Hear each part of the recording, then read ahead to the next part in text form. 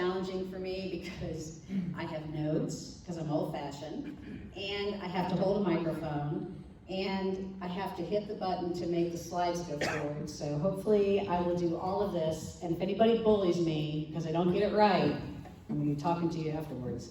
Anyway, I'm Debbie Cwalina. For those of you who don't know me, I'm sorry, you will know me today pretty well, and I'm really excited to talk to you guys about the progress that Be the Voice has made over the last 6 years, and it's kind of neat, as Karen said, what one person can do. This club has embraced Be the Voice from the very start, and I'm really proud of how far it's come. From 2015, when we were launched in 8 schools as a service project, through the Interact clubs that Roswell Rotary sponsored, to becoming a, fast forward button.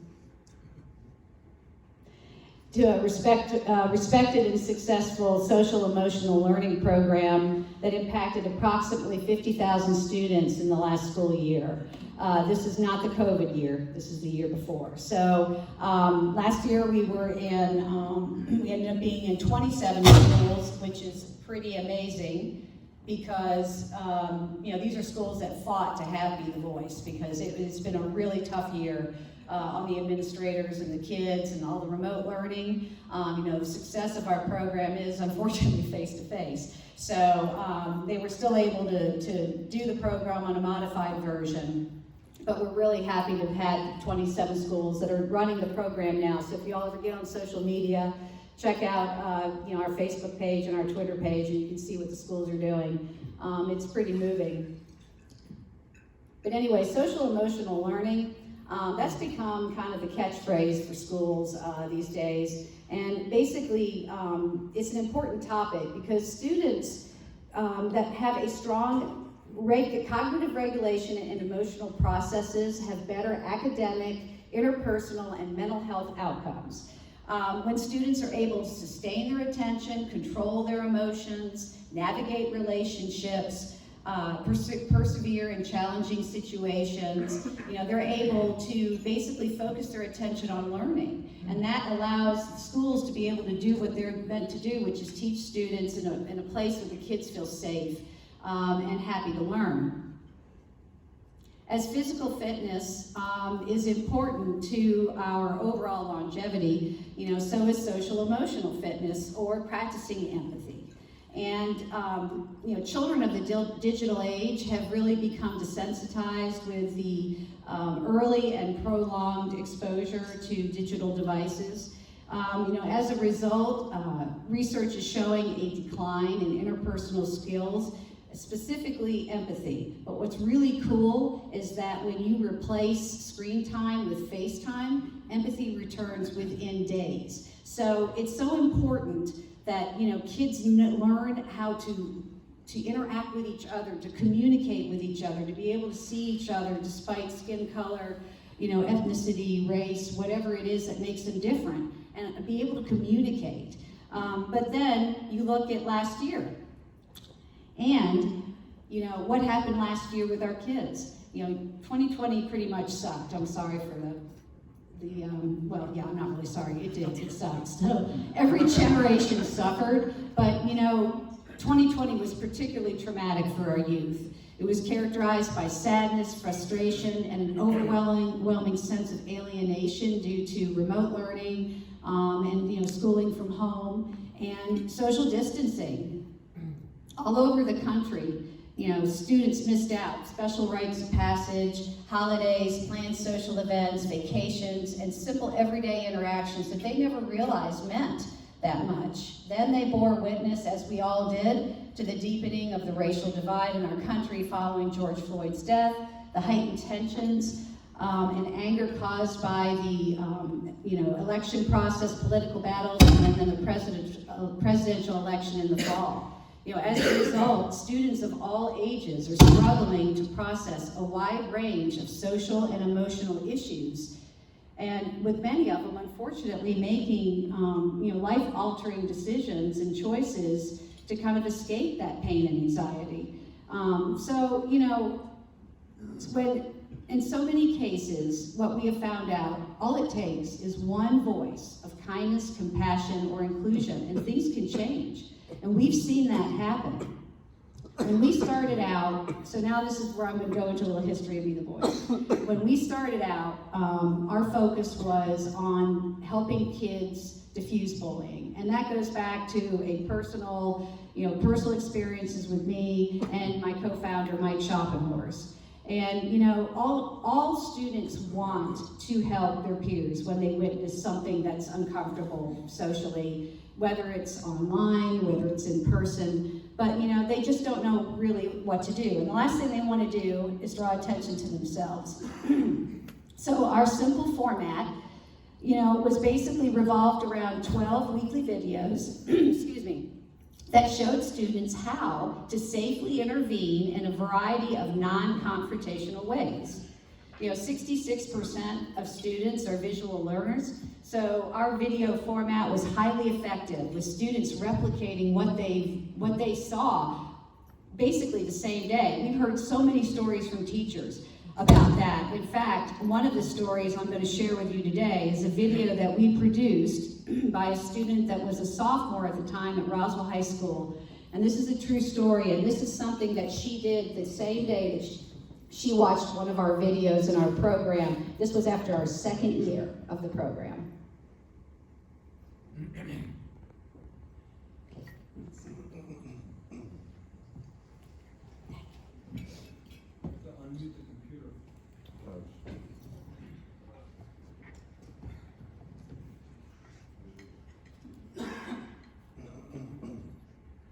I was talking about like the bystanders and not really like the kid being bullied, standing up for themselves, because that's like a lot harder than they say it is. I think what I see more of is more like gossip and like behind the back. And it's just mean stuff, like it's constant, like everyone's always picking on each other. Social media is like a huge platform for tearing people down, because no one has the guts to say it face to face. So they're gonna sit behind a screen and type it and then announce it to the world so everyone knows. I personally didn't know the girl or what had really been happening. I just heard through like one of my best friends that she had been going through like a lot because people were giving her a lot of grief for her liking some popular boy. Oh my gosh, this girl's just going through so much. She's crying every night. She doesn't want to be with him anymore because of all this.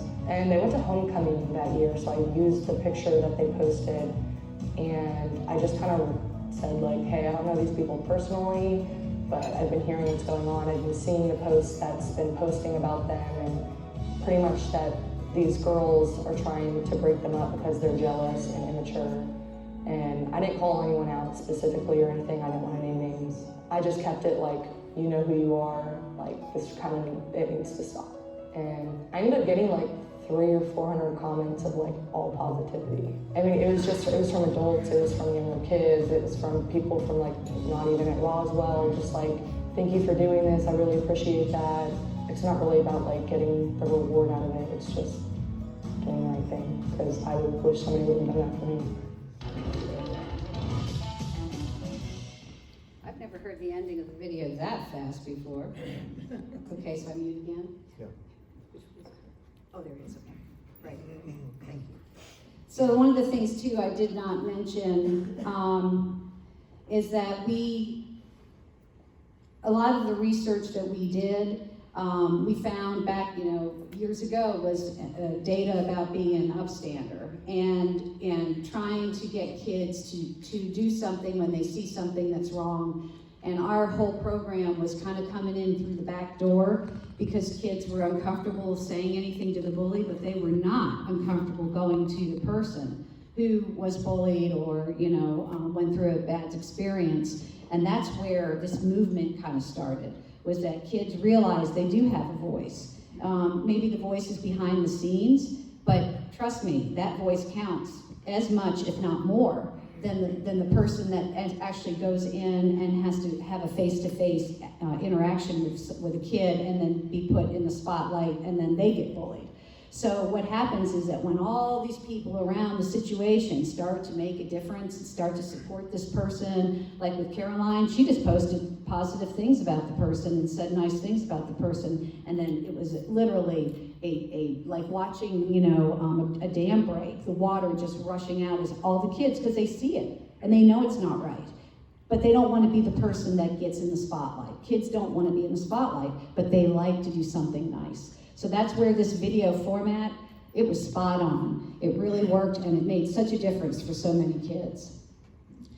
As the popularity of our initiative grew, so did the scope of our message. So people will still come up to me and they'll say, it makes my hair kink. So obviously people have said it to me a lot, that Be the Voice is an anti-bully program. Please don't ever say that to me. It's not just an anti-bully program. It is a program that we address bullying. We support, it's an upbeat, pro-kindness, pro-compassion, pro-inclusion program that helps diffuse bullying. That's one of the benefits, but there's so many more things that kids can do. And as students began to really embrace their inner upstander power, we started including videos in our series of students all over the country who were inspiring change in a variety of ways outside of their school or their peer group, which was different than what Be the Voice was for the first few years. So fast forward to today, and Be the Voice has basically morphed into a student-driven movement for kindness, compassion, and inclusion. Not only when witnessing difficult situations that are social and situations, but also when seeing a need within their community or world. That, my friends, is where Be the Voice and its Rotarian roots shine through brightly, with a motto of service above self. That was something I pledged to do 7 years ago when I joined this freaking awesome club. And it's a visible message that resonates throughout the Be the Voice program from start to finish in the activities that we do, being student-led, the video messages. It's all empowering kids to be good humans, which is really what we are doing with Rotary every day that we're serving our community and our world. So, I know your next question is, Deb, how does it work? Okay, let me tell you. First and foremost, it's peer-led. Students have a great deal of influence over each other, so having the student be the face of the program and be the moderator of the program creates a real buy-in with the student body. Second, it's video-based. Each program level includes short weekly videos featuring students and other social influencers from all walks of life, sharing personal stories that the students can relate to. All 3 levels have age-appropriate videos for that level, so 4th and 5th graders are looking at their peers sharing a story of something they did. Same with the middle school program, same with the high school program. Like with anything, it is not a one-size-fits-all kind of thing. If you want to communicate and relate to that student, you need to do it through somebody that's in their peer group. And that's one of the things that we work really hard doing. One of the reasons I brought Tran today, so you could meet her, she has been a huge instrument for us in helping us really find students and being able to create videos that resonate with all 3 program levels. Video, as you know, is powerful. I mean, I look back to when, growing up watching Hallmark commercials, right? You're in a tear, you've got a tear coming out of your eye within a minute or two. Well, now it's the Publix commercials, the happy family, Thanksgiving and Christmas, and everybody's inviting their in-laws, and everybody's having a great time, and then you try to do it, and then your crazy in-laws don't get along with your crazy family, and you're like, what the heck am I doing? Well, you know what? You can thank Publix for that, because that was Publix's fault, but that's the power of video. It makes you respond, and it makes you react. It's an emotional experience. So one of the videos that we recorded for this season, I think is pretty powerful. It's a kid who's in elementary school. Normally I share a lot of the high school videos, but this one is really kind of special. And this little boy talks about the importance of kindness.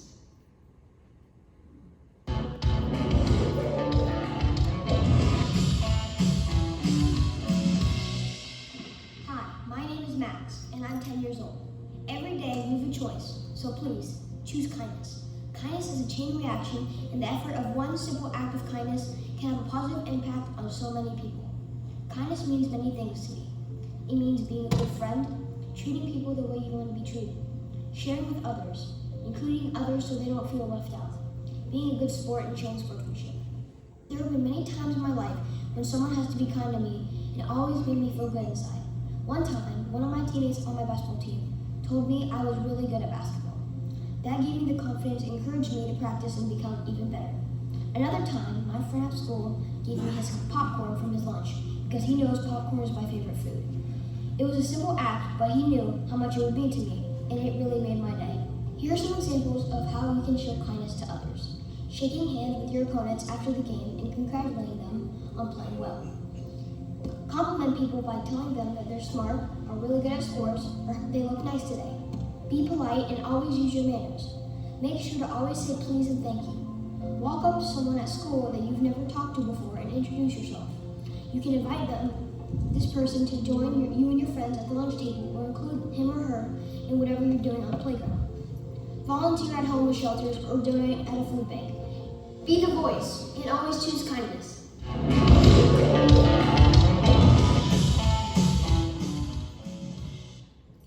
So you guys might be wondering if we scripted that. We did not.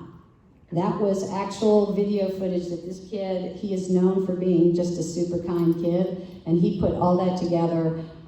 It just shows you how much good is out there. We just need to see more of it, and that's what we're trying to do.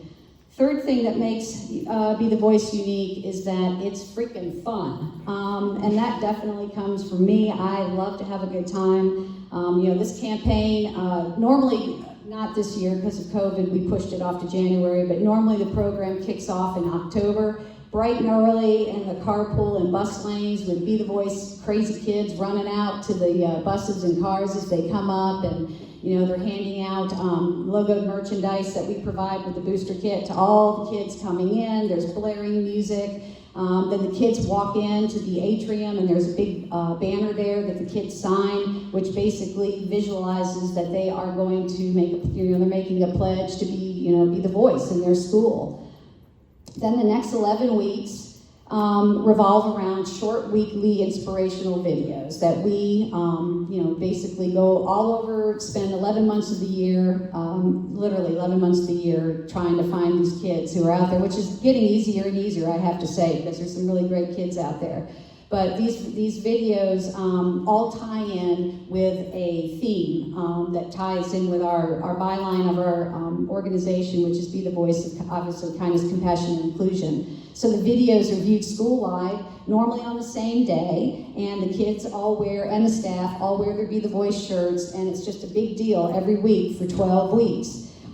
Then the club during that time, the Be the Voice Club, will go around and facilitate activities that help tie in and visualize the video's message with the kids and allow these students in the school to basically walk the walk and talk the talk. So, and then after we were asked to extend the program because a lot of the schools said it was kind of like falling off a cliff when it would end and the kids were ready to do more. So we created school-wide challenges that run in January and February where the kids, that are designed to entice the students. It could be a group, it could be one kid, it doesn't matter, to go out and find a service, service project or some way they can serve in their community, and then they report back to us. And then we send them a little logoed merchandise, and it gives us an opportunity to maybe share their story if it's a good one for the season the next year.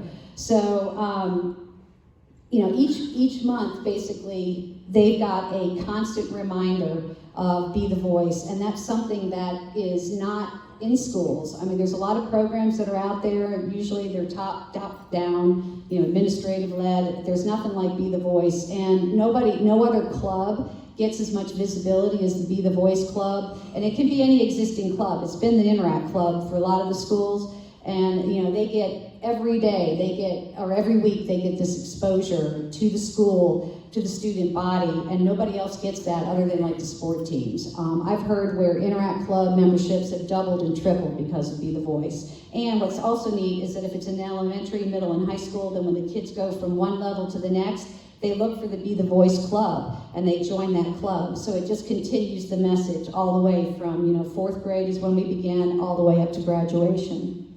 So the best part of it, in my opinion, is usually what I do in April here, and it's called VIV Awards, and that's Very Important Voice Awards, and that's when the schools will send us kids' names that were basically upstanders in some way or another during the course of the campaign. And that's something that we've done here every April. I usually pull some kids from the Interact clubs around here, and they get to talk and share their stories, and it always ends with a standing ovation.